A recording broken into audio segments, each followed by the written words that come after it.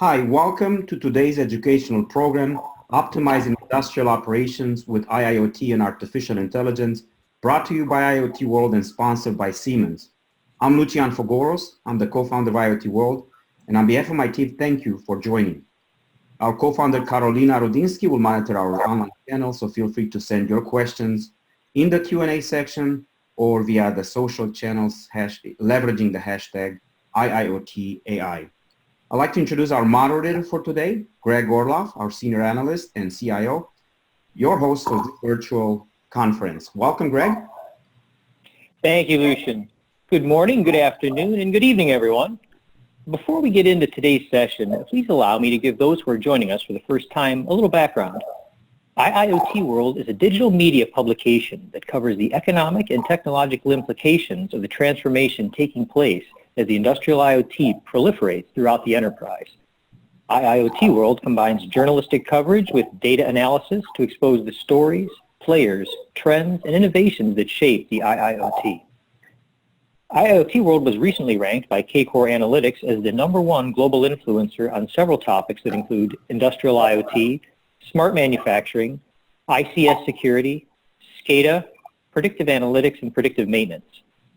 Our mission is to help companies create a culture of innovation and connect with smarts, industrial technology, manufacturing, sensors, and the CXO decision makers who seek these solutions.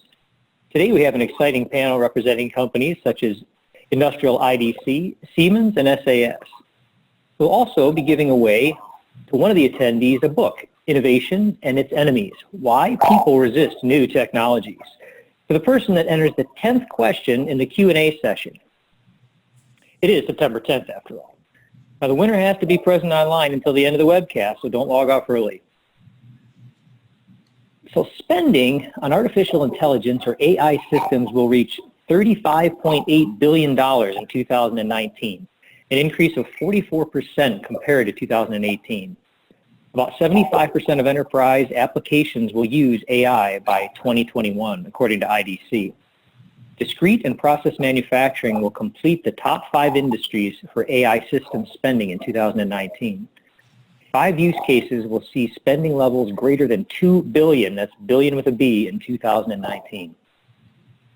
In this 90-minute virtual conference, our speakers will explore a few applications that could be developed using AI in the industry, from predictive maintenance of equipment to digital twins of products used for optimization, simulation, and decision-making. It's always interesting to see how others have done it before.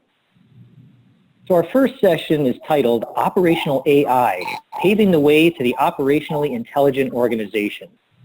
And our first speaker is Remy Glasner, Research Director at IDC. The combination of AI and a new array of IIoT-generated data is core to the operational AI. However, operational AI requires engineering and data science support from both the user and the customer. It also requires a good data management plan and data governance model.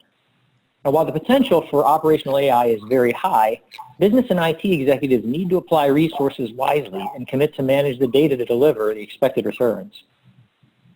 This presentation covers how the merging of AI and the Industrial Internet of Things, or IIoT, acts as a critical enabler for the transformation of operations.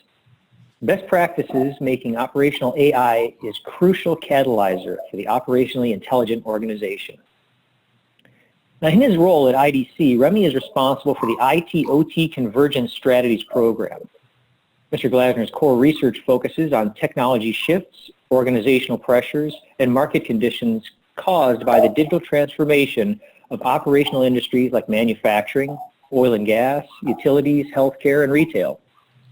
Mr. Glasner's research seeks to deliver actionable intelligence and thought leadership to organizations as they relate to the transforming business models that are driving the convergence of IT and operational technology. Remy joined IDC after spending over 6 years as an independent analyst at his firm, Myria Research, where he focused on robotics and innovation strategies. Earlier in his career, Remy also spent several years at Gartner, where he grew his responsibilities from a client partner to a director of strategic accounts. Please let me introduce Remy. The floor is yours. Thank you, Greg. Thank you, and good morning, everyone. So, as Greg was mentioning, today I will really try to speak about where does AI and IoT how do they fit into the journey of digital transformation for industrial organizations? So, number one, it's, the reliability of industrial system is critical to minimize expensive and planned downtime and inefficiencies. So here's about operational as well as financial hurdles. The second point is really optimizing system productivity. It's really key to transition to effective, predictive, condition-based maintenance. And in that one, it's mostly core business centric. The purpose is to serve clients better.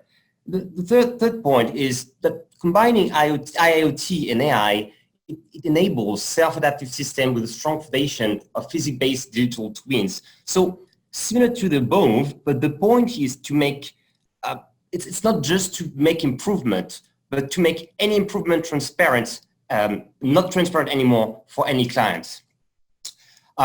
If we look at the market drivers now, technology evolution first. So the Internet of Things, cognitive computing and analytics, they're evolving fast. And this fast evolution makes new automation archetypes increasingly affordable, transparent, and contextually intelligent. If you also look at the technology convergence now, it's the same technology, IoT, cognitive, analytics. All those capabilities are not only evolving in isolation, but they are converging to create digital twins that unleash previously unforeseen use cases in the physical world. We should also talk about business model disruption, which is, digital transformation shifts the composition from scale of integrated processes to ability to leverage data for agile reconfiguration of business model across the ecosystem. And this is to achieve superior customer intimacy and obviously speed of service. And the last one, application expanding beyond traditional use cases. Well, manufacturing, it was said before, is leading the way. But the fast expansion of use cases to, for example, smart cities, energy, logistics, transportation, you name it, it really accelerates scalability. Now, if you look at the usual operation-intensive organization, the priorities, they greatly vary by function and by level. By the way, it doesn't mean that all functions and levels should always feel empowered to make digital technology decisions.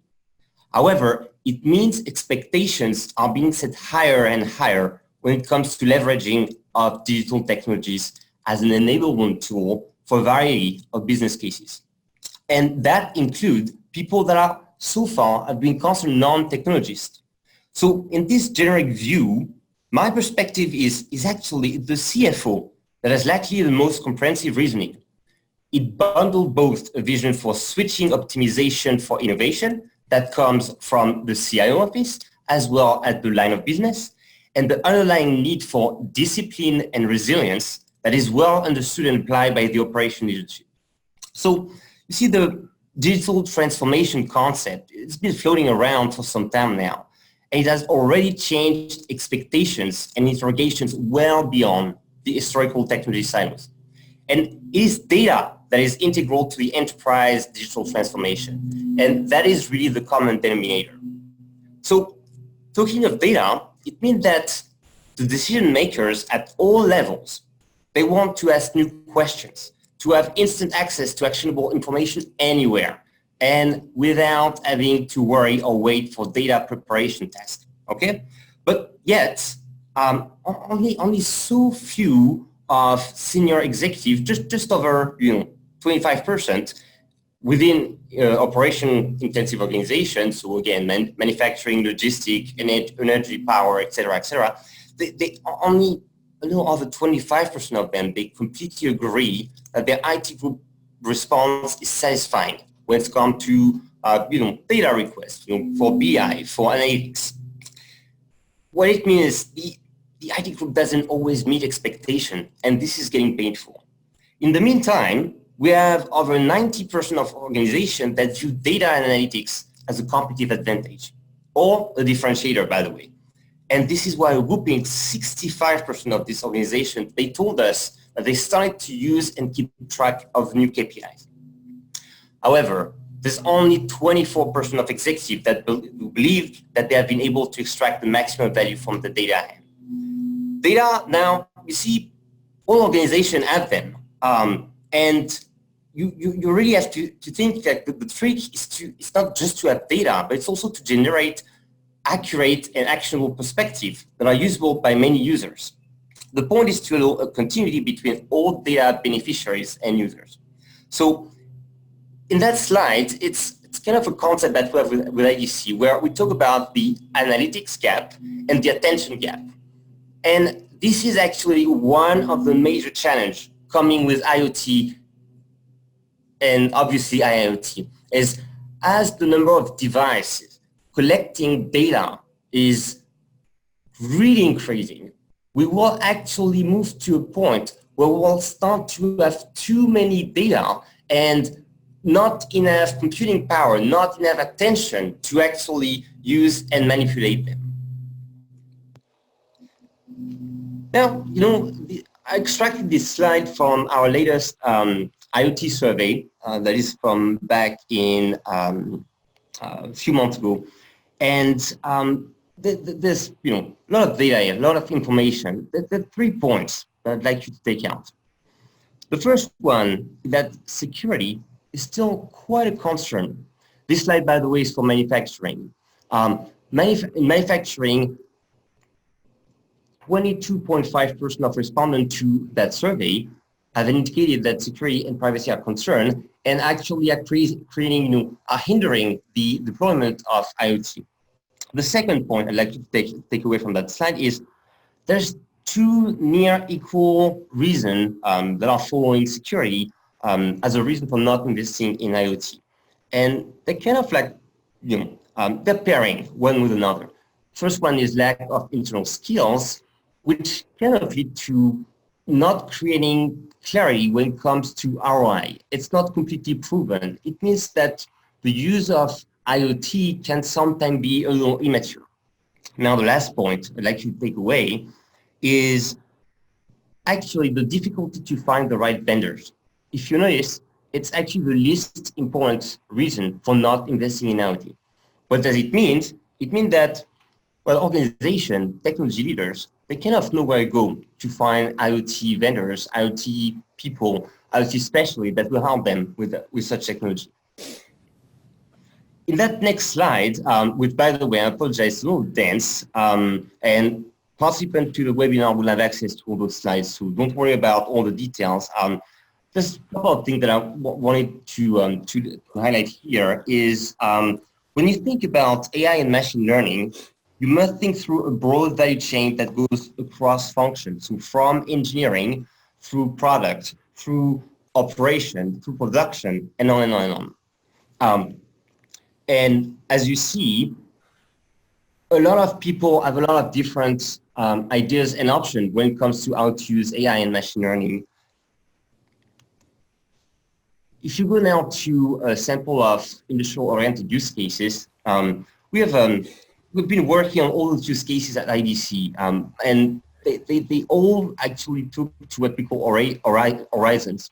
So Horizon 1 means it's anything that is currently happening or that we expect organization to be working on right now. So use cases such as data unification and federation, product portfolio optimization, all this is where we see an acceleration of use within an organization. Horizon 2, things such as manufacturing and services intelligence or advanced digital simulation, we're looking at it for like Horizon 2, which is more like near term.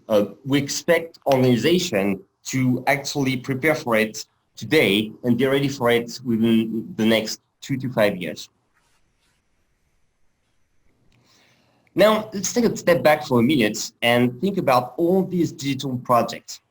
A common challenge observed at the local level is the scalability of such a project. So I'd like to suggest a simple model to assess boldly how your next AI and IoT projects should be considered. And, well, maybe perhaps some to ambition. So let's counter 3 positioning for such data-driven initiatives. The first one, bottom, you add digital capabilities to a system. It belongs to the local level, and the goal is to achieve a higher level of efficiency. Typically, you want to reduce cost, potentially downtime, plan better, etc. The plumbing side, it includes the usual enablers such as IoT, analytics, etc., and could at time use the latest and most sophisticated solution. Yet it's still again, very tactical and at the local level. Now, if you move one level up, the second level is where you think along the line of a broad digital technology convergence as an enterprise strategy. It is about operations, performance management across the organization, and you want to deliver tools to augment the overall business predictability. The technology deployed here is very similar as for the tactical level, except that interconnectivity is streamlined throughout the digital-ready assets. And so your environment is becoming data-centric. The value of a digital-ready asset is driven by the quality, the applicability of the data they generate or manipulate. And there's another level, the top one. I call that operational transformation. This is where you move from trying to do something all better and instead exclusively focus on delivering something new. This is truly fundamental because the result of this transformation changes the user supply chain offering. So said differently, new capabilities and value derivative from the digitally driven operational transformation is not transparent anymore for the business ecosystem. And that leads me to talking about what I call the intelligent operational system era. So when we think about, improved throughput in the digital and physical world, it is enterprise performance improvement. Operational efficiency gains that are visible to client and integral to value delivered by the organization. So the point is to think about system functionalities, then look at applicability. Too often, projects start with an application, so a problem to solve, and then we think about, okay, what sort of functionality do we need? And this is where people have a tendency to think too much about the technology itself, AI, IoT, IIoT, and not so much about the sensing, thinking, communicating, collaborating, or even like all the autonomy that come with such system. And however, for all those systems, we believe that as of today, the current pyramidal technology stack will need to actually evolve to what we call software-defined automation. So software-defined automation, it's model, three-dimensional model that is meant for next-gen extreme automation. So it's best for monitoring, collaboration, production, and servicing of complex automation architecture within operation-intensive context. It is meant to represent the entirety of an operational environment with figurative objects that are evolving over space, time, and volume. So in a way, this SDA model, it links physical virtual world to a network, decentralized and collaborating or even partially self-organizing services and transactions.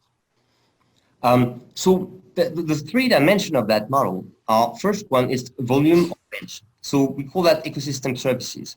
It's the capacity to scale up and down fast, to remove or add temporarily or permanently objects, assets, partner, location, and even entire segments of the business ecosystem. The second dimension is space. It's really the capability to go from micro to micro.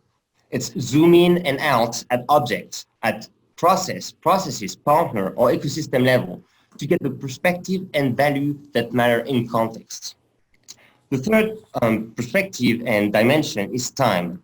We call that critical intelligence. It's about play, rewind, and full leveraging of real-time digital twins and analytics. So within the SDA model, objects can be projected individually or as a sum of multiple and differentiated units. Such a quantity of units can eventually become the projection of intangible entities. For example, it can be a provider within a supply chain, and it can be represented as a sum of material supplied. Or it can be the modification of an object volume at a point in time that will be the result for production events. But as operational assets integrate the digital world, there is an underlying need to modernize the way the operational automation technology stack is structured and updated. So why? Because the manipulation of data generated by these assets is kind of minimizing the same, mimicking the same pyramidal stack. So is it sensor-based data that top the pyramid? Is it real-time data, ERP data, enterprise asset management data, or asset performance data, asset performance management data? It's kind of confusing. This is why we are pushing this SDA model. To give you a couple of examples of what I mean by SDA, I just selected few illustration from the manufacturing or the logistic warehousing environment. So predictive maintenance, for example, performance monitoring of connected assets, autonomous production processes, B2B integration automation, intelligent fulfillment. There are other examples that exist, for other applications such as in smart city, healthcare, and on and on. Now, to kind of wrap up those first few slides and to finish the segment of this webinar, I'd like to just share a couple of guidance for IIoT and AI adopters, and actually for tech professionals overall. So first off, link IIoT and AI strategy to core digital elements. So applications are generally moving to line of business. It means that you need to align yourself with supporting the infrastructure for innovation. Be the solution of the enterprise OT roadmap or IIoT roadmap and align with AI. It means that for tech leaders, it is about aligning yourself to the roadmap that serves the future of enterprise overall. Solving challenges at the local level will only get you so far. You also need to foster essential digital infrastructure within your spending plan. So IDC recommends that tech leader align spending to support enterprise digital transformation programs. You also have to safeguard the growing enterprise-wide digital world. So technology leaders need to look for agile security that works across all innovation platforms. You need to articulate a clear and understandable message for the executive leadership. Line of business executive and actually the top executive leaderships, they are getting increasingly and more directly involved in advanced technology selection. So it can't leave cloud security connectivity to IT, and you need, when you come with IoT and AI, all those use cases, all those new things, you need to create a message that will actually talk to those business leaders. So you need to create a business message, not only I'm solving a technology problem, I'm solving an operational problem, I'm solving an enterprise problem. And last but not least, suggest that you shift from being the point of activity to being the place of innovation. And that means fluidifying the movement of data and providing accessibility. This is the message. All that said, the IoT and AI topics in the context of a broader digital transformation is incredibly vast. So feel free to share anything you may have through the webinar platform. And now passing back the screen to Greg. Great, thank you, Remy. Some great takeaways in that presentation. I actually particularly liked your last comment that organizations have to realize they're solving an enterprise-level problem. I think that was pretty insightful. I'd like to now introduce Tim Wormus. Tim is the VP of America's Pre-Sales at MindSphere for Siemens Industry Software, and our second presenter today. And his session is entitled, How IIoT and AI is Driving Business Value in Industrial Companies. This presentation will outline how to apply the appropriate technology solutions to the challenges specific to manufacturing, size, and corporate goals in order for them to best achieve tangible returns. It'll also touch on how you can get started with little cost and risk and scale fast. And he's going to highlight real customer use cases in the presentation as well. Now, Tim is a leader in the intelligent application of analytics technologies, including the open cloud-based operating systems for the IoT MindSphere. He's held development and market-facing roles at Genedata, Inc., Tibco, Spotfire, PerkinElmer, and H2O AI. And today he acts in a leadership role for Siemens as Vice President of IIoT Strategy and Implementation for the Americas. His team is revolutionizing how companies do business. Tim and his team work with customers and partners to help identify how to apply the appropriate technology solutions to the challenges specific to their industry, size, and corporate goals in order for them to best achieve tangible returns. Tim, the floor is yours. Thanks so much. So thanks everyone for joining today. Looking forward to walking through here. So let's see if I've got control. So as we touched on a little bit, I think that everybody realizes that we are sitting at the nexus of a real change in how industry is organizing itself and the way in which industry will take advantage of some of the technologies that have developed over the last decades, particularly in the IT world. Part of what we're looking at is that these significant changes in the OT world involve changes in possible business models and changes in technologies that can be used. So historically, where automation has been very rules-oriented, if-then-else sort of logic implemented in PLCs, logic controllers, and systems, we're now moving to an environment where that's no longer necessarily the case. And we can use things like intelligent automation or AI-driven automation to improve business processes vastly. What that means is that also makes new business models possible. So whereas traditionally maintenance has been performed on a periodic basis or a run to failure basis, we're now able to get additional data from data sources that can help companies who make assets or who monitor assets be much more proactive and much smarter, resulting in higher uptime for their customers as well as additional revenue streams for those organizations.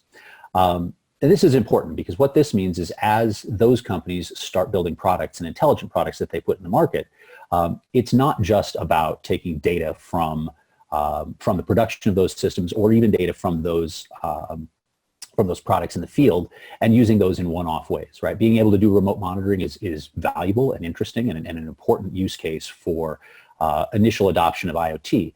However, it's really when you start taking the data from the field, comparing that to data that was generated perhaps by simulation during the design process, that you can start to create a virtuous loop that allows for the improvement of product design based on real feedback from the field. So this is what we refer to as the integrated holistic digital twin, and this is part of what MindSphere is seeking to enable in our customers. We want to be able to drive the entire value chain from the product inception all the way through services. And the way that we want to do this, at least from the IoT perspective, is by connecting real and virtual worlds, right? So, one of the things that the IIoT is going to be focused on over the next 5 years is instrumenting and digitalizing all of the processes and all of the assets that are already out there. As new manufacturing plants come online with new equipment, it's easier to put new devices to connect new devices. But there are a huge volume of brownfield manufacturing and industrial environments out there, both in discrete and process, as well as mixed industries, that are looking to be connected and looking to be data sources. And so this ability to connect, configure, and textualize data quickly, whether it is using computer vision to monitor gauges or simply connecting assets that are already out there through the work of providing bespoke connectors to protocols that were never really intended to be IoT protocols. Getting that data is the first and most important step for being able to do anything with analytics, right? Artificial intelligence doesn't work without the data sets in order to be able to train the models that you will ultimately use.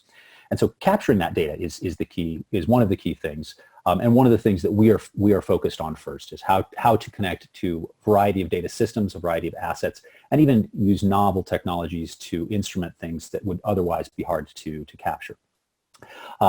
Once you have that data and you've put that into some sort of insight system, whether it's something that can simply provide contextualization and search capability for users, or sophisticated dashboards with artificial intelligence and algorithmic technology baked in, the ability to provide insight off that data is the next critical step. And finally, of course, you want to be able to take action. Insights without action are actually not only not valuable, but really expensive novelties. So having the insight linked into a system that can directly drive action, ideally automated action in your industrial environment, is really important. However, not everyone, and in fact I would say at this stage most folks, are not quite ready for real digital transformation to drive immediately the transformative use cases around reshaping their business models for the coming changes. It's in most cases, customers want to make immediate incremental improvements on the way to some sort of transformative changes. And this is how we think about enabling that. The fact is that a lot of our customers really are still getting their hands around connecting to data. And we want to be able to offer them some capabilities in order to do what we call connect and monitor. Right. So if they have plants or manufacturing lines or systems that are disconnected, the first step is just to get those things connected. The first thing is to wire those up, start data flowing, capture that data, and let them monitor that. Provide some transparency to that, because that's how you provide immediate value. It's not, in IIoT or in artificial intelligence, as in every other technology initiative that we have seen over the last 20 plus years, you can't promise long-term, large-scale change that will only be realized at the end of a long period of time. You need to be able to offer immediate value and immediate impact.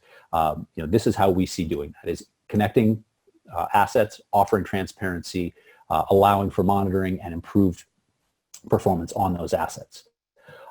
Once we get data moving, once we have data moving through these systems, then we can start doing some real analysis. Then we can link those systems up to those real-time IoT systems, the production systems where we're monitoring temperatures and pressures and production counts and cycles through a CNC machine. We can take that information and we can start mixing that in with information from MES systems or ERP systems, so we know what scrap rates are, what recipes are being used, and how that has an impact on things like scrap rate and overall throughput and overall equipment effectiveness. When you have that data, this is where you can start building those models. This is where you can start taking using artificial intelligence or machine learning to take this data, contextualize it, and then start training those models for building out things like predictive maintenance applications and stuff of that nature. And that's really what we see as the long term, is building out transformative applications that will often have some machine learning or artificial intelligence baked into them. Not always, not necessarily. I mean, I think in a lot of cases we see applications that can be quite transformative from a business point of view that don't necessarily require machine learning. I think the ability of device manufacturers to manage large fleets and monitor those in real time is certainly something that as we engage with our customers in the world of machine builders and device manufacturers who put their devices into these industrial environments, that's a transformative thing for them, because they then get to start operating those devices or those systems as a service. They can offer, instead of, for instance, compressed air compressors, they can offer compressed air as a service. Or we had one customer who was offering auto painting as a service instead of selling auto painting lines. So that's transformative. Even so, though, those can always be improved. There's always room for optimization by adding machine learning to those things. And so that's one of the points I'd like to make, is that at every stage here, having an intelligent system, having a system that can recognize data, recognize patterns, is something that can be taken advantage of by either the platform manufacturer, in this case, Siemens MindSphere, or by the customers and partners who are building applications on that. So as we develop the platform, as we develop our MindSphere platform, we see this as an analytics linchpin and core for Siemens' overall strategy for helping our customers in their digitalization efforts. And analytics is absolutely, completely central to that. Now, analytics means a lot of different things to a lot of different people. And if you try to cover all things to all people, then you never end up doing anything well. And so we have focused on three core areas or three core goals for our analytics platform in order to better drive digitalization in our customers. And the first is simply democratizing data analytics. This is something that I think we have seen great success with in the IT world. I mean, industry-wide, we went from data warehousing with Excel sitting on top, where really you needed to be a DBA or a SQL expert in order to do effective analysis and reporting. Business intelligence systems got laid onto those, which simplified reporting and simple analytics. You added things like Tableau and simple dashboarding for end user capabilities to those, and over time really focused on end users. And what we see that there's still a significant need for capabilities like those in the OT environments. So if you talk to quality engineers on a manufacturing floor, or you talk to facility managers, they have by and large been bypassed by this data analytics revolution that has happened in central IT organizations. And they are absolute subject matter experts. Typically, they are fairly technical themselves. They are not often software people, not coders, but they are data literate.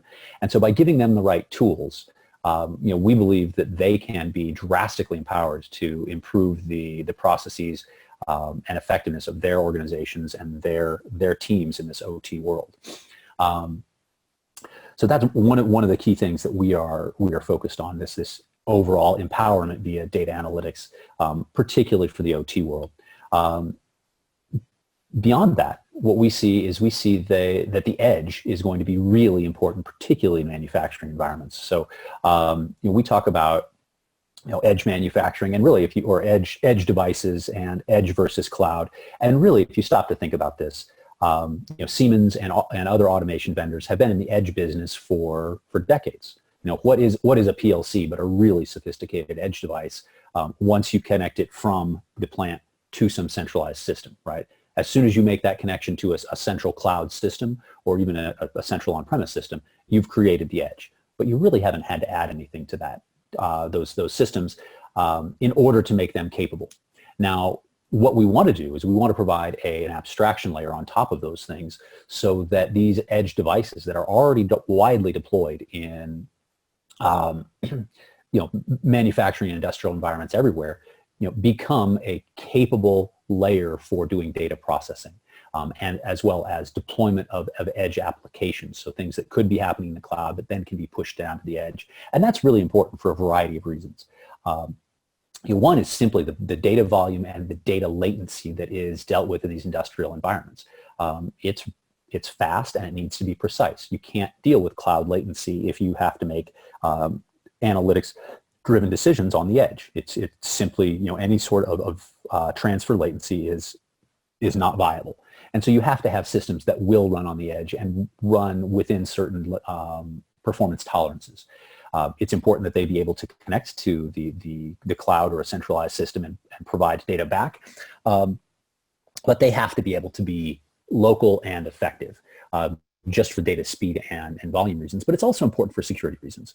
We see that customers, it's really important for customers to have, in some cases, environments which are isolated from the cloud, at least can be isolated from the cloud, right? So most of our customers are not interested in multiple ongoing continuous connections from every device in their factory to the cloud.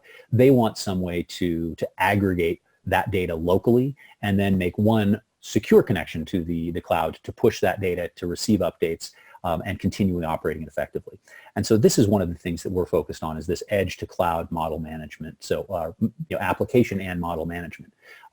Data ends up in the cloud, models can be trained, applications can be built on those things, and then those should be able to be pushed back down to the edge for execution. And then to drive fast and adaptive decisions and actions, right? Those are how do you build these real-time systems in this context with edge applications that take advantage of all of the things and all of the knowledge that you're able to have and manage in the cloud. Which individuals can create applications, how do they get managed, and those things, with the overall idea of reducing time to improvements and time to decision making for subject matter experts. So this is a specific example, or a little bit of an architecture around how this edge processing enables this local AI that I touched on, right? MindSphere is our cloud-based IIoT operating system. It's where data is stored. It's where applications are managed. Customers, partners, Siemens internal business units build applications that can be, run in MindSphere and the customer tenants in MindSphere. The idea, though, is that these applications ultimately shouldn't have to live in the cloud, that they should be able to move transparently back and forth between the edge and the cloud to wherever is most appropriate for a given use case.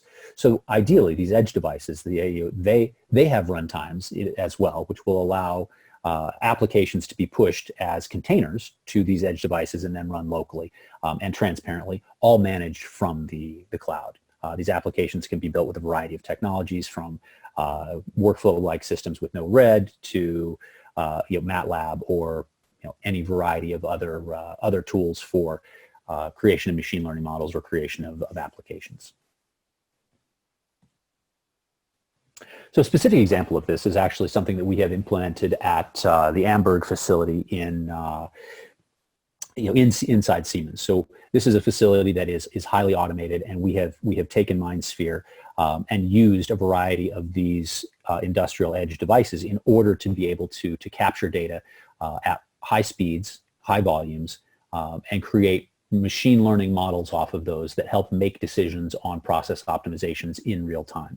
So this facility operates with a very high degree of manufacturing variability. So small batches come in, the machines needs to be able to be reconfigured quickly, and this is now done in an automated way based on recipes coming in and the machine, the knowledge that we have from historical data that has been built into machine learning models for quickly updating with the right settings and right approach the manufacturing lines to be able to increase throughput and increase quality of all of these things. So we wouldn't be able to do that without these streaming analytics and use of the high-speed processing on the edge, but at the same time would not be able to do that if we were not capturing the data, pushing it into the cloud for analysis for historical analysis, generation of insight, and creation of the machine learning models that we deploy here.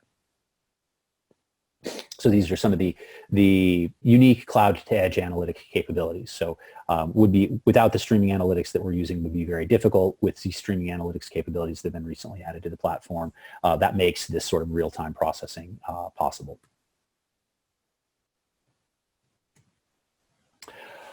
So one of the other, I think, transformative examples that we see, or we are starting to see, is interest in the digital twin. How do you take data from the design of a product all the way back from how you conceptualize a product, how it ought to be, include data on how that product is built, and then finally supplement that with data on how that is used. So we talk about this as the product, the production, and the performance digital twins.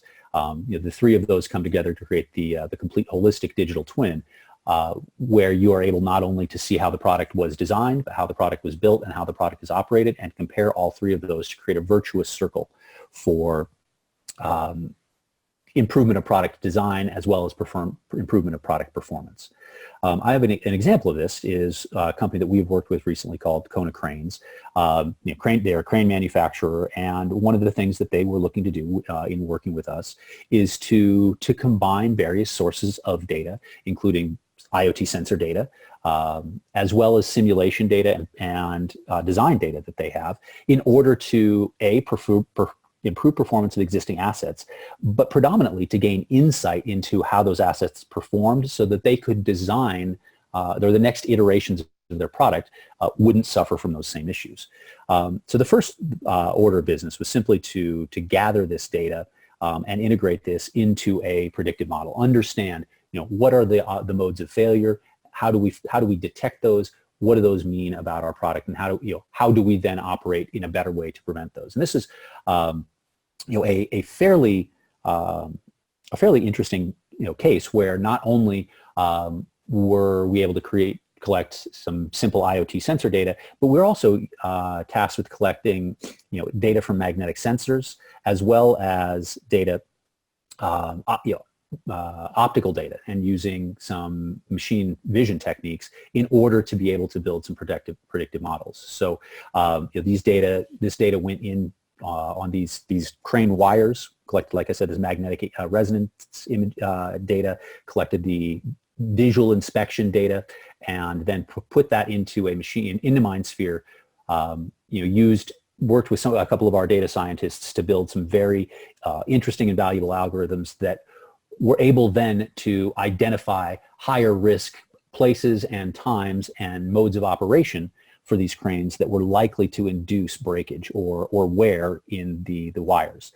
This is obviously really important, right? When one of these things breaks, the consequences are pretty significant, and so maintenance tends to be quite conservative around this. We were able to find ways to not only detect failures that were previously harder to identify, but also reduce the overall maintenance cost for this. So we leveraged historical data. We took this and used all of this data as a reference base, and that went into a machine learning environment to create these models that then were used operationally in real time. But interestingly, the idea here, so we use these operationally in real time, but not in a fully automated way. And this is one of the points coming back to that democratization of analytics and the generation of insights. We were able to generate alerts and dashboard capabilities that allowed subject matter experts and maintenance technicians to be able to diagnose and make decisions with better information in a faster, more efficient way. And that's how the maintenance window or the maintenance costs can be reduced. It's ultimately would be great if you can have things automated, but for the foreseeable future, a lot of important decisions will still have humans involved for a lot of different reasons. But there's no reason that we can't have machine learning systems that are assisting them, right? So it's machine learning and automation are not either or in terms of, are we displacing workers who are doing certain things or not. It's really about empowering workers who are already there to make better decisions and faster. And this is one of the things that we were able to focus on.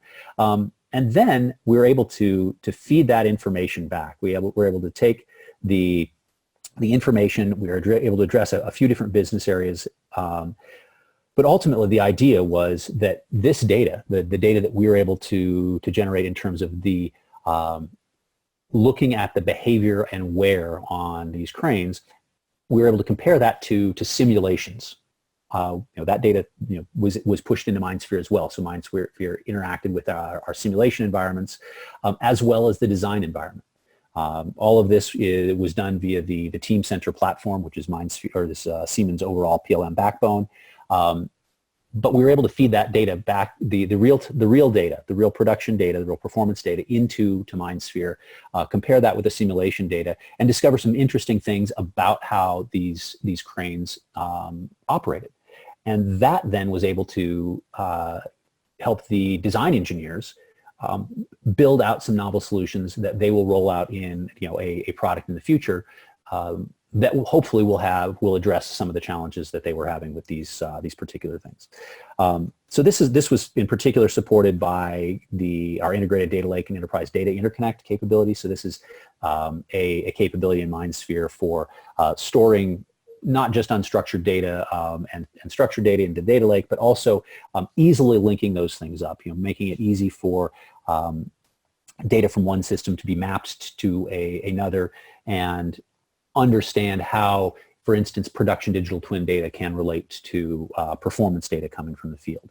So all of these tools in the service of making things easier for the end users who may or may not be analytics experts. Typically they are not. In fact, they are production design experts, they are simulation experts, they are maintenance experts. We want to give them the tools to make their lives better through analytics and through platforms that deliver insights and enable them to take action. So with that, I will pass the ball back. Thank you so much for the time. Great, thank you, Tim. Some wonderful comments in there. I jotted a bunch of them down. AI doesn't work without the data sets in place to drive the models. Hugely insightful comment there. I also particularly like the comment you made. You can't promise long-term, large-scale change over time without some sort of tangible short-term results and gains. Great comments. We're going to move on to our final session today, which is entitled Maximizing Asset Performance with AI and IIoT. Our speaker is Sanjeev Heda. He's the Senior Industry Consultant with SAS. And this session is going to cover an overview of the typical journey operators would go through when enabling asset performance management and values from industry. What has changed with IIoT? For example, the proliferation of data, connectivity, information, access, and how to utilize this data and create value, and the balance of processing data on edge and cloud, and how using AI can unlock tremendous value in IIoT, focusing on cases such as computer vision and manufacturing. And we'll definitely get into some customer use cases and applications. We're going to touch on one from Volvo and I believe Wabtec. Sanjeev is a senior industry consultant for SAS, Institute of Global IoT Division. He provides thought leadership and expertise to drive advanced analytic solutions across the industry in support of the Internet of Things.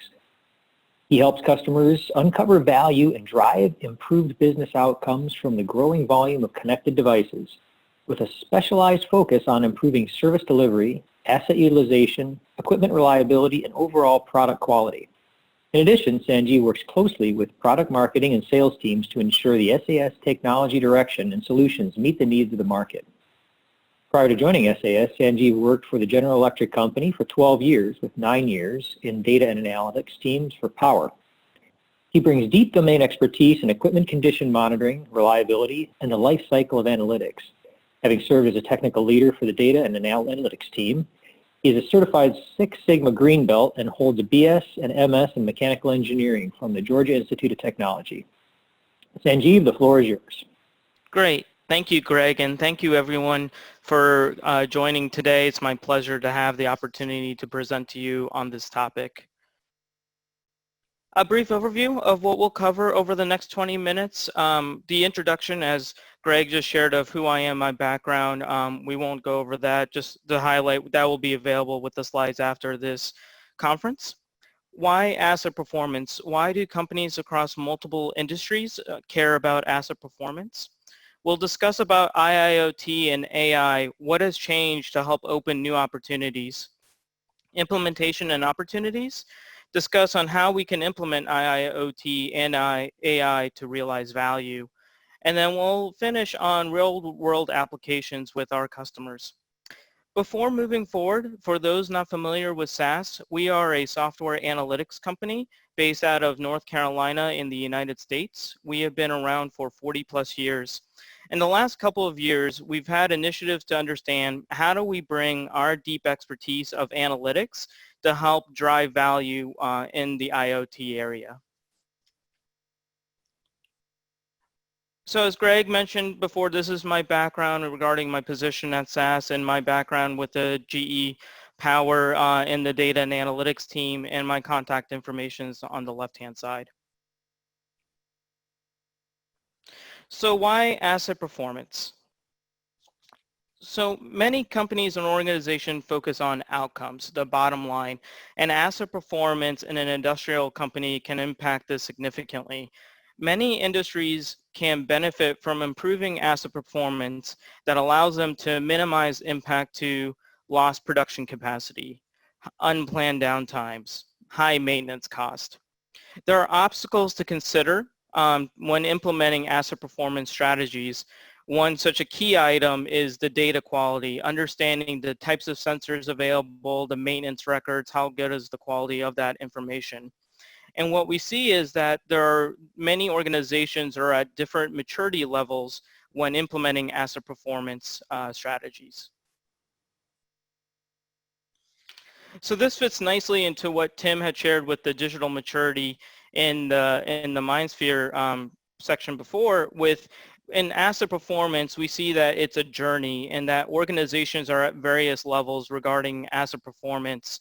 And what we see is many organizations are on the bottom left-hand corner with reactive and preventive maintenance. And as more data becomes available, new models can be created to increase the value to enable predictive maintenance and eventually optimize maintenance.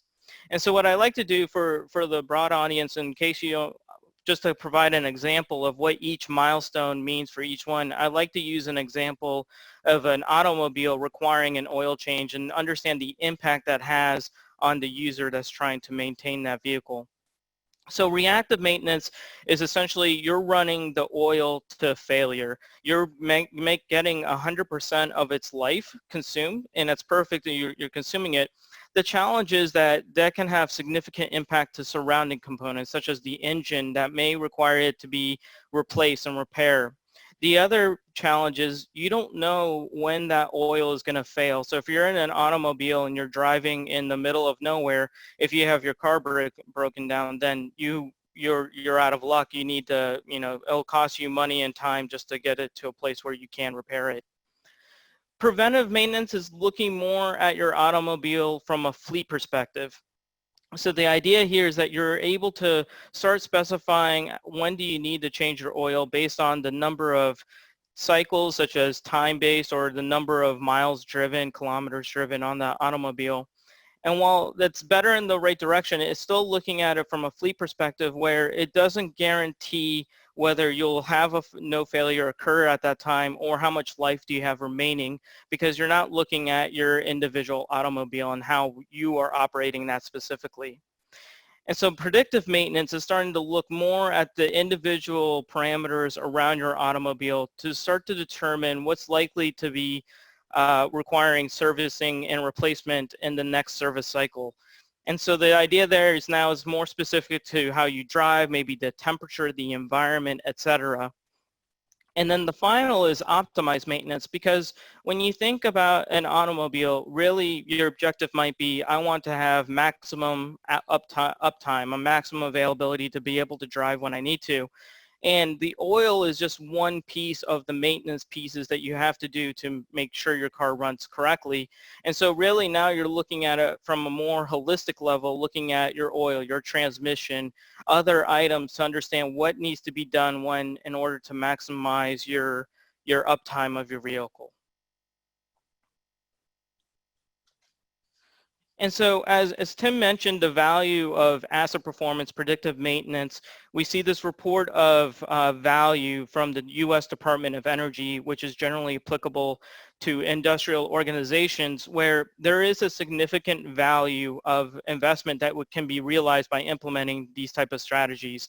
We see a 10x return on investment, reduction, eliminating breakdowns by 70 to 75%, reducing maintenance costs by 25 to 30%. And the reason why this is important is, as Tim mentioned, you don't go to your long-term goal and just wait to realize value there. It's really taking that incremental steps to start improving your capability, taking those savings, reinvesting those dollars to continue to improve your capability as you mature along the way. So IIoT and AI, what's changed? So we see in the Internet of Things of the number of devices connected, back in 2004, there was about 500 million devices connected to the Internet. And in the last 15 years, we see an exponential growth of the number of devices connected with an estimated number of 50 billion devices in 2020. And it's interesting for a couple of reasons. One is that for the growth of devices that are occurring, it's also interesting to see the change in the type of devices being connected. We're starting to see smart outlets, fridges, doorknobs.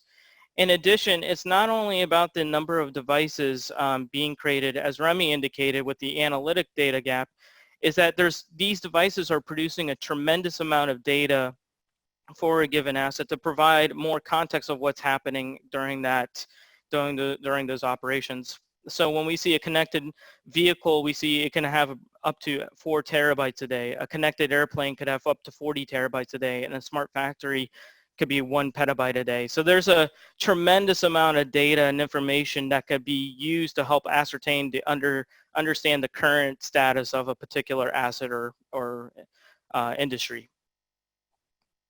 And on the other side, we have artificial intelligence. As Tim mentioned, this is just one tool in the toolbox. There's a lot of machine learning, a lot of analytic capabilities out there.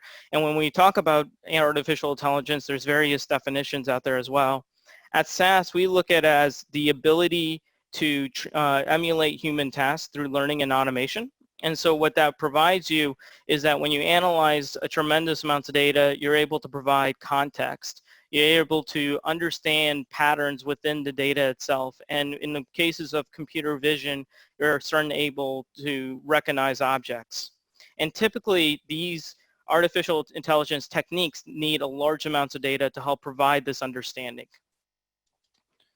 So combined, AI plus IIoT, we see a key value proposition when combined together, pairing tremendous amounts of data with artificial intelligence to provide the context and understanding of what that data means. And it's really about transforming a world of data into a world of intelligence. So implementation and opportunities. So we want to implement AI and IoT. Great. So how do we do that? So let's look at the traditional analytics lifecycle for an IoT connected device, in such a case, a connected vehicle. In that case, we have a connected vehicle where it's producing up to 4 terabytes of data a day, and that data is accessed and then stored in a centralized location. It could be a private cloud, public cloud, it could be an off-premise location, where that data then, after it's stored, is extracted again to run against a model, and where the outputs of that model will then eventually be consumed in some fashion, whether it's a report, it's an alert, it's an email notification, etc. And that the historical data available from this storage can be used for continuous model development and deployment. So there's a couple of challenges on this, as Tim mentioned before as well. One is, when we see the significant volumes of data that can be created from such connected assets, such as a connected airplane with 40 terabytes of data, how do we manage this transmission cost? How do we manage the storage cost? And when we start thinking about assets that move, such as locomotives, trucks, airplanes, how feasible is it to be able to stream all that data into a central place to be able to analyze effectively and efficiently? And the other challenge we see is the latency in decisioning, where by the time you've accessed this data, by the time you store it and then analyze it to produce an output, there's a time to decision value that needs to be considered, because by the time you are able to produce that, take that action, you may diminish the value that you would have received if you hadn't reacted immediately. So here at SAS, we look at this with IoT from an IoT analytics lifecycle, where you really have the best of both worlds, where you're able to execute analytics against data both in stream and at rest. So in-stream analytics allows you to do a couple things. One is it allows you to do intelligent data management. As the data is being streamed in, you can analyze it before it gets stored to understand what are the key data sets that you want to capture. They could be around key events, they could be around daily aggregations, etc. And then you can store that data into your long-term storage. So it allows you to optimize your data storage and transfer. You're also able to minimize your time to decision. So by analyzing the data as it's being streamed, you're able to provide an immediate notification. So that can be an alert, or it could be a report on a dashboard. It could be, when you think about running on the edge, as Tim mentioned, right, running these streaming analytics, you can provide alerts to HMI so operators can take actions, to a truck driver on a dashboard of a truck in case there's any potential issues that he needs to be aware of. And in the long term is that, as you get more sophisticated in understanding where potential issues are, you can have automated responses, closed loop systems, to where you can automatically feed the action to be taken without human intervention. And it's really, ability to create models and be able to deploy them where it's appropriate, whether it's in the cloud because we need additional data sets, et cetera, or in stream, and just having that flexibility to do so. So let's talk about how we can apply AI and IIoT to help realize new value that was not possible before. So there's a couple of key areas I'd like to share. The first is around computer vision, joining with structured data.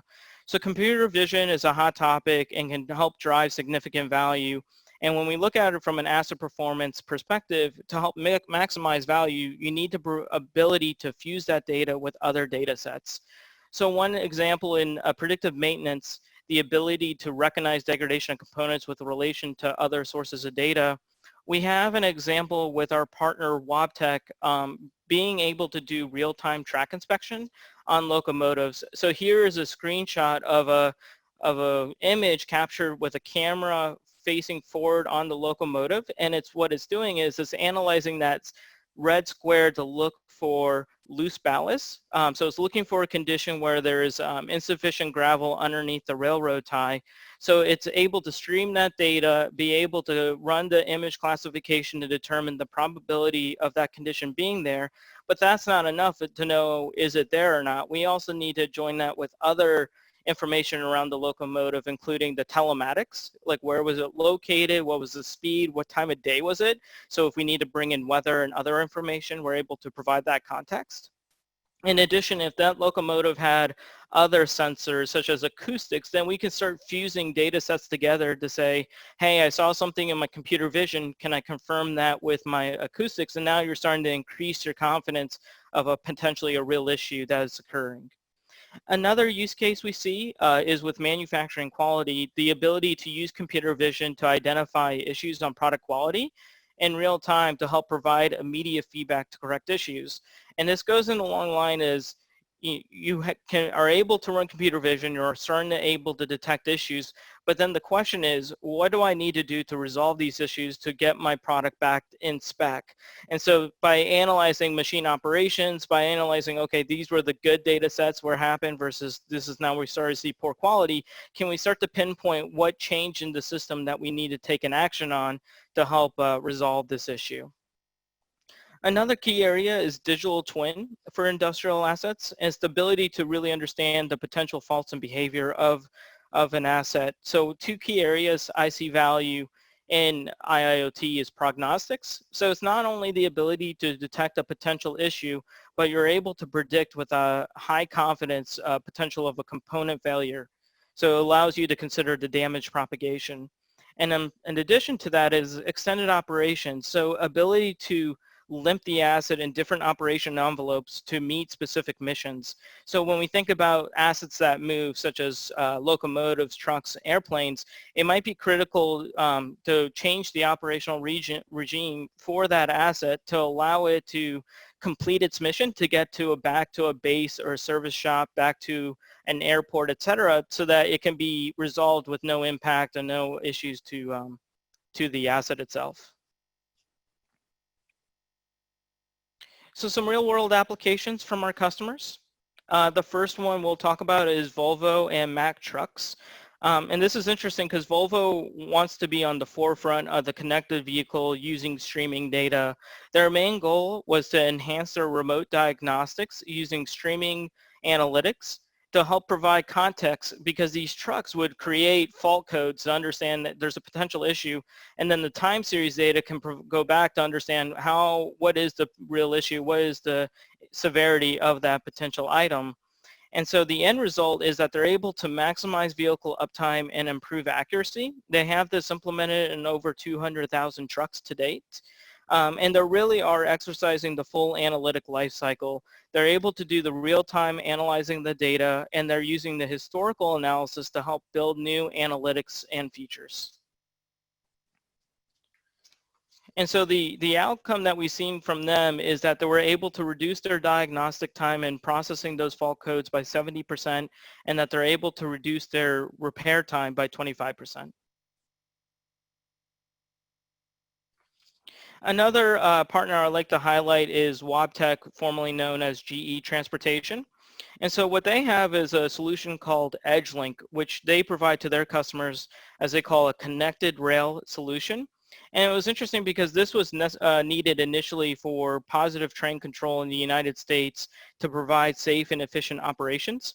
And the nice thing with EdgeLink is that it is able to perform that while also increasing the operational efficiency of the locomotives. So it's able to help decipher the locomotive IoT data by using edge to enterprise analytics, and allows customers to focus on the business sides of things when they think about their locomotives, such as, is everything operating as expected? Where is the asset located? What does it need? How is it being operated? Is it optimal? And condition-based maintenance. And so what we see from them implementing edge and cloud streaming analytics capabilities, they're able to improve their asset utilization. So one key area is train handling rules to understand the locomotives are following the appropriate procedures related to proper braking, acceleration, and speed guidelines. They're able to decrease fuel expenses by implementing fuel management and planning. So that allows them to prevent out-of-fuel events, to identify when fuel theft has occurred, and to be able to compare when fuel events are, when fuel is being added and removed, and compare it to the specific geozones of when that's occurring. Where they're able to identify asset health, reporting to help reduce equipment failures. And finally, they're able to optimize their supply chain logistics, understanding the train schedules, understand their mission criteria, and how to complete those to where the items are delivered at the proper time. And so with that, I want to say thank you for your time. As you may know, and thank you for Siemens for sponsoring this virtual IIoT conference. As you may know, Siemens and SAS have partnered together to provide streaming analytic capabilities within Siemens MindSphere. I encourage you to please check out this white paper recently published between SAS and Siemens regarding unlocking the power of industrial IoT with analytics. Thank you. Great. Thank you, Sanjeev. Excellent presentation.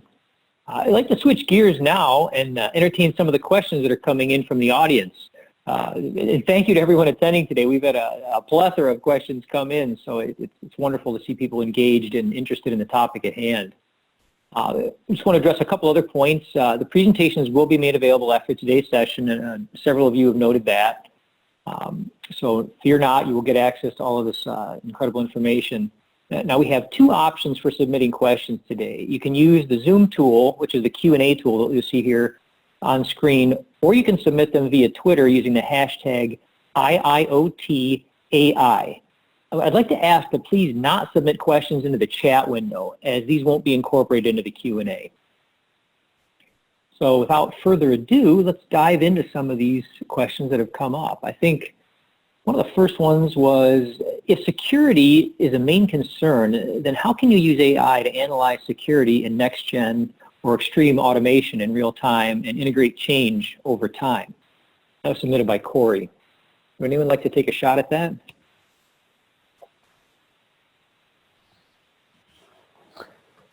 Yeah, sure. This is Tim. I can give you some thoughts on that. So, security information or data around security is amenable to analysis just like anything else, right? And there are a number of companies that are doing specifically that, right? They analyze network activity and look for anomalies and things like that, and baking that technology into platforms like MindSphere or other OT platforms is an important component of security. So that's one of the components as well, and the other is simply on security. It's a matter of like security anywhere else around smart best practices, right?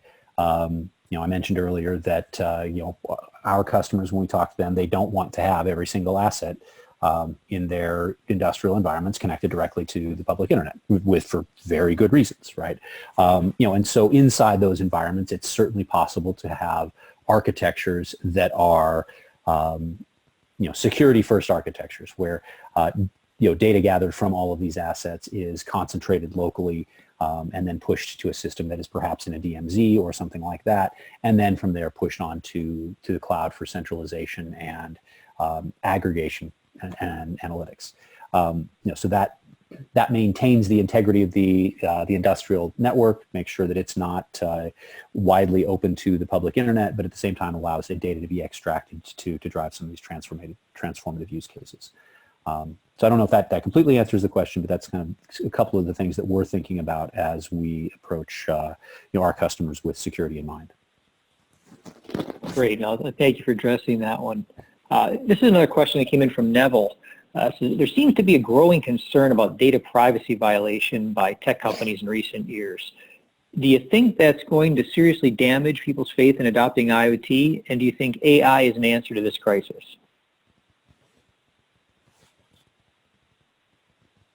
I'll throw that out to the masses and see if someone wants to jump onto it.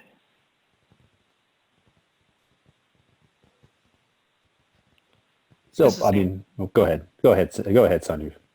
Yeah, absolutely. So I think that is a good point to think about when we have data security and so forth, and how do we make sure that we know the benefits of processing this data to look at the positive outcomes, but making sure that it's not being used in negative ways to harm competition, to sacrifice devices and so forth. So I think that's an important piece where AI will help with the cybersecurity piece to be able to start analyzing, understand how those procedures are being used or how those devices are being operated. And some of that too will be governed by data management programs and so forth, just understanding what kind of guidelines and securities are being put in to ensure that the data is being used in a proper way. Excellent. Now, thank you, Sanjeev. Now, there was a question here that came in from Raul. We may take this as a rhetorical one. I'll let you guys circle back offline, but if you care to comment now, please do. Do you have any AI or IIoT business cases on predictive maintenance for electric and gas utilities? And he went on to clarify, he says, when I refer to utilities, I'm concerned with transmission and distribution operations in electric and gas. This is Sanjeev. So this is actually perfect because I know when we were at Hannover Messe in announcing the SAS and Siemens partnership, the demo that we had there was highlighting one of the use cases around the electric grid. And so the whole idea behind it is electric grid stability. In the United States, they have this national synchrophaser initiative where they're trying to improve the reliability of the grid by installing these what they call phaser measurement unit devices. And so this is a great use case of IIoT and AI, and also I think layering of analytics, because the idea and premise of this is that you have these PMU devices where you're able to get high-speed data about the voltage, amplitude, the current, etc., from the transmission lines, and it's all geospatially timestamped, so you know they're all synchronized. And then the features and information are then analyzed to determine when is that behaving abnormal, but then it's not enough to know for that particular time when that happens, because you have to look at the grid from a network perspective, and that data would then get aggregated from a cloud perspective, almost level 2, where then you can start running AI techniques such as unsupervised clustering, etc., to start to look to see are there patterns happening within the grid. And so that's one thing we did prototype with Siemens. SAS, we had worked with NC State and Duke University, or Duke Energy, sorry, on that project. Great. No, thank you. If that addresses it, please let us know. If not, circle back as well. Interesting question from Jayant just came in. It says, in chemical industries, is flame-proof construction requirement a barrier to the implementation of Industry 4.0 due to much higher cost of sensors and devices? Is there a way to reduce costs? Well, so this is Tim. So I think that there's certainly, in cases where you need to have hardened systems and things like that, then you have to be a little bit smarter and a little bit more rigorous in your assessment of the value of implementing it, right? I mean, not every brownfield device necessarily warrants being connected. There are some that it's fine if we just don't ever connect. I think, as cost goes down and we get smarter ways to connect those things, that will, more and more of those devices will connect. But yeah, I think that there is certainly something to the idea that, hey, in these really these environments where you really have to have rigorous and hardened hardware components that there will be some additional costs, and so you need to be smarter about just what kind of value you're going to get out of it.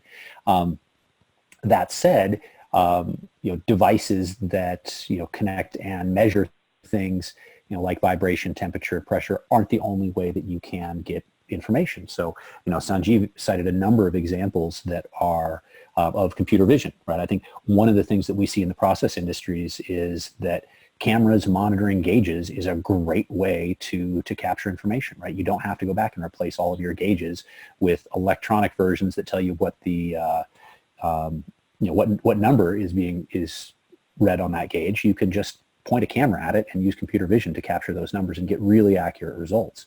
And so I would imagine in those sorts of environments where you have requirements for hardened physical devices, that we'll see some novel approaches like a computer vision. We've seen and started doing some interesting and novel things with audio learning. So keeping track of the sounds in an industrial environment and how those change and what those things mean. So and that's the kind of thing that I would expect over time in those sorts of environments to be a way to capture new data. Got it. No, thank you for the explanation. Let's see, I have another couple. Here's just a general one from Mitch. It says, can you describe the statistical rules used for sampling the data? Somebody's got to dust off their statistics. The answer Maybe too open-ended of a question. Yeah, the answer is it depends, right? So depending on the use case and the configuration, it can be anything from, sample, whatever data point you have at the moment of sampling, and we're going to use sample at a certain rate, to something like doing a local fast Fourier transform to get the shape of data that you then push up to the cloud. So, there's no one fixed answer, and each use case will vary, right? So in some cases, you really may need to do things where you're capturing all of the outliers, right? Your data stream is going to typically be very steady, but if you have outlying values, then you need to capture all of them and not smooth those out with some sort of rolling average. In others, that may not be appropriate at all. So I think the key is local configurability to the use case and the requirements, and then spending some time understanding what those requirements really are and what the implication for how you can capture, sample, and transform that streaming data at the edge is.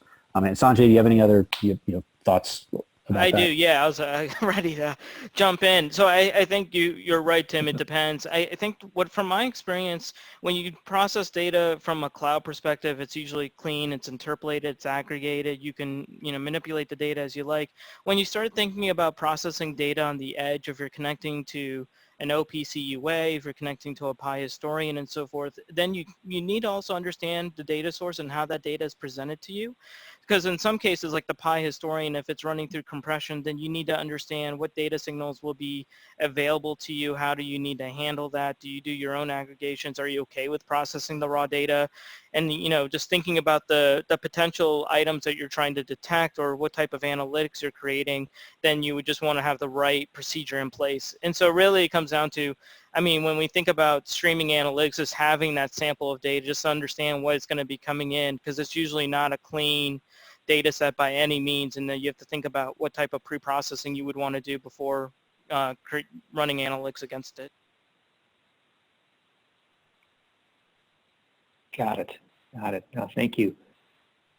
Okay, now I had a question that came in from Giovanni, and this may be referencing a certain point in the presentation, so I have to jog our memory. It says, why not deep learning? I don't know if that was a broad spectrum or if he's referring specifically to something that somebody said. Does that resonate with any of the three of you? I don't recall. Maybe the only thing I noticed, and I've noticed this as well, I think in one of Tim's slides when he had the list of techniques, deep learning was crossed out. Oh. Yeah, that's probably it then. There you go. Oh, okay. That was an artifact of the slide. So I don't think that there's any reason that we wouldn't use deep learning. So, it maybe. So I'll go back and check that slide. But yeah, there's deep learning is a great technique. Oftentimes, you need a lot of data typically to train your neural networks. But yeah, I think it's we're starting to see that it's becoming the go-to technique in machine learning and artificial intelligence. So yeah, we definitely would include that. And the only thing I would add to that is, as I mentioned, when you think about artificial intelligence, deep learning, machine learning, it's really a tool in the toolbox, and you want to pick the one that meets your objective, because it's not only about the analytical capabilities and the outcomes too, right? Is when you start thinking about how do you deploy and operationalize these type of analytics. Like if you were trying to do a computer vision model on a Raspberry Pi without GPU support, then you're going to struggle. Right, so you really want to be conscious of how do you intend to deploy it, how would it get consumed, even model management on top of that, right? Like how fast will your deep learning model degrade, how would you update it, etc. There's a lot of considerations on top of the techniques, right, and the outcomes, right, that you would want to consider when selecting an analytic method to pursue. Got it. Now, Haytham has a pretty poignant comment too. He says, you have all this data, but how do you do the cleaning and the checking for correctness of the data or missing data? Is it automized or manual? How do you approach that? So data authenticity.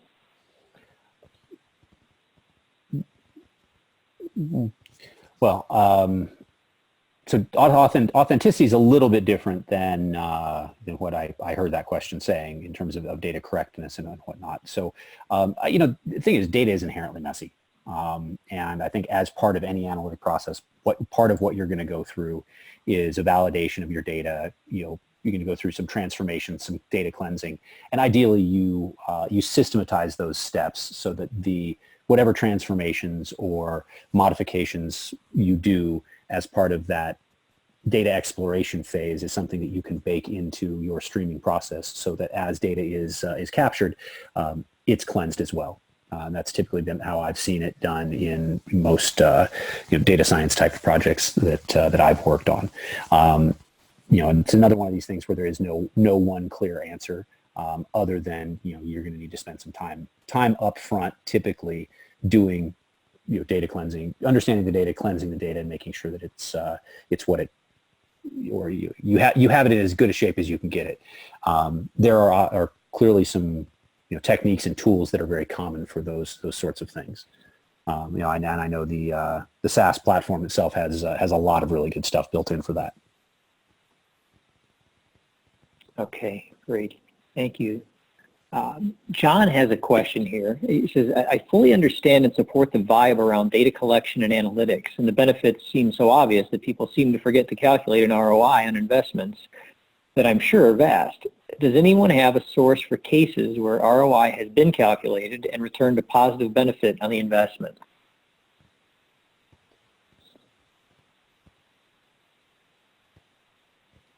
I'm not sure. I mean, in my previous role, this is Sanjeev, when I used to work for GE Power, I mean, that was one of our key annual metrics that we would have with how much funding we would get, and also a way to measure the impact. And it gets, I mean, when you start thinking about how do you measure the ROI, it gets into tough calculations, right? Like how much is productivity? How much of it is equipment? How much is infrastructure, potentially contract implications, right, depending on your obligations and so forth. So it depends on your organization and on the challenge, but it is a good thing to understand, especially before you work on a particular problem, just to confirm, like, we think there's vital value. Because the challenge I see is that, we can create analytics. I think Tim hit this well. You can create the analytics, right, to do all this great detection and so forth, but if you're not able to take any actions and incorporate that into business processes, you're never going to realize that ROI. So some of it's going to be initial upfront calculations and estimations, but then you really need a process on the back end just to confirm, hey, is this really performing the way we expected? Got it. No, thank you. Good response. Here's one from Ram. It says, mobile devices, cars and planes, generate a lot of data as per Remy and referred again by Sanjeev.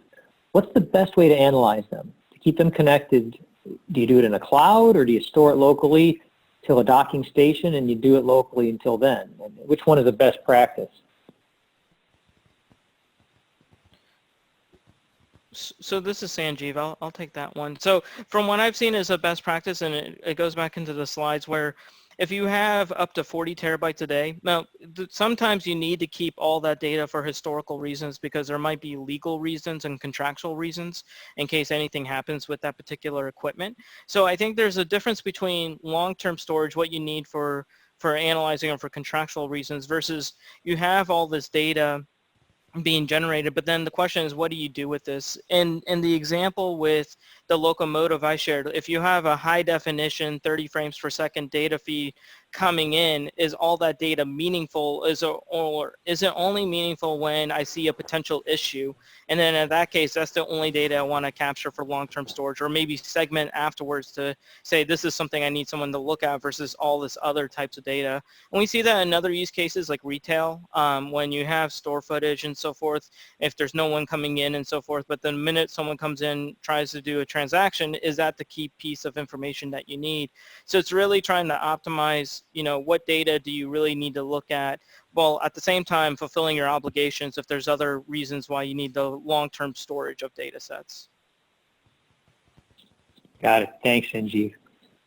Now, Sanju says, do you foresee a common standard or data communication protocol coming up as part of an IIoT, as we anticipate about 50 billion and more connected devices, but no common standards to follow or implement?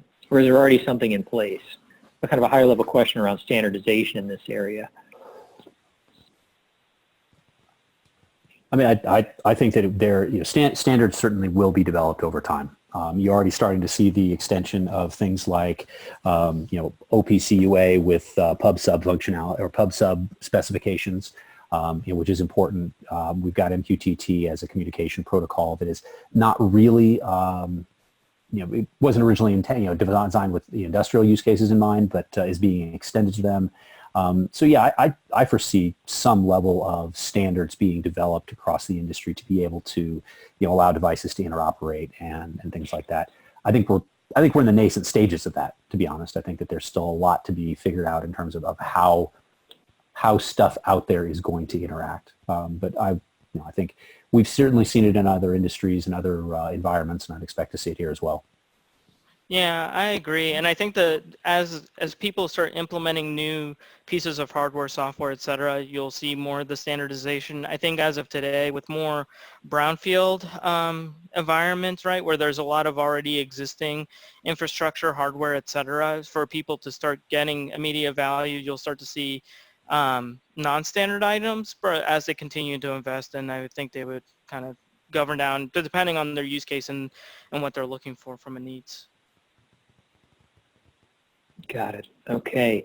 Well, we've got time for, I want to be conscious of, we're down past the bottom of the hour here. Nimi, I'll do one final question and then we'll wrap up for the day. This is one that came in from Nimi. It says, can the application of AI, ML, and IoT able to mitigate or improve the obsolescence management of tech components and systems? Oh, so that's a pretty big question.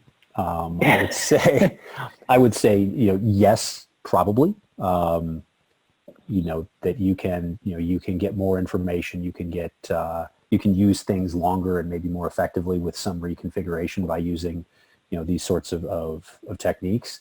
But the devil is really going to be in the details on what kind of systems and platforms and things we're talking about. So, my bias would be, yeah, probably, but, I'd like to know a lot more specifically before, offering up a definitive answer to that sort of question.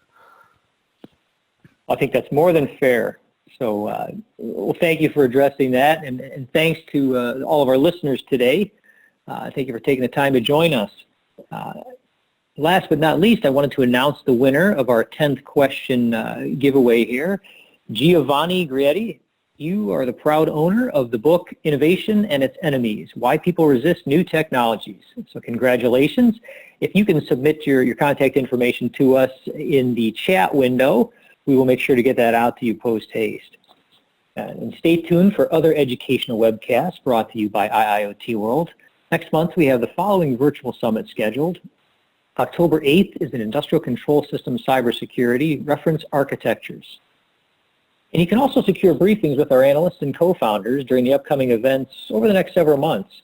We'll be in Copenhagen, Denmark from September 23rd to 27th, Barcelona, Spain, October 1st through 3rd, Brasov, Romania, October 7th, and Orlando, Florida, October 21st to 23rd during the Gartner IT Symposium, and the Energy Tech Conference in Ohio and Cleveland, October 21st through the 25th. As I said, stay tuned for other educational series that will be focusing on a range of topics from industrial cybersecurity to cities of the future later this year. Special thanks to our speakers today and for Siemens for this educational session. And check out our upcoming events where analysts will be present around the globe, and feel free to subscribe if you like what you heard today to our newsletters, our YouTube channels, and you can follow us on Twitter at IIoT_world. This concludes our program for today. Thank you for joining us.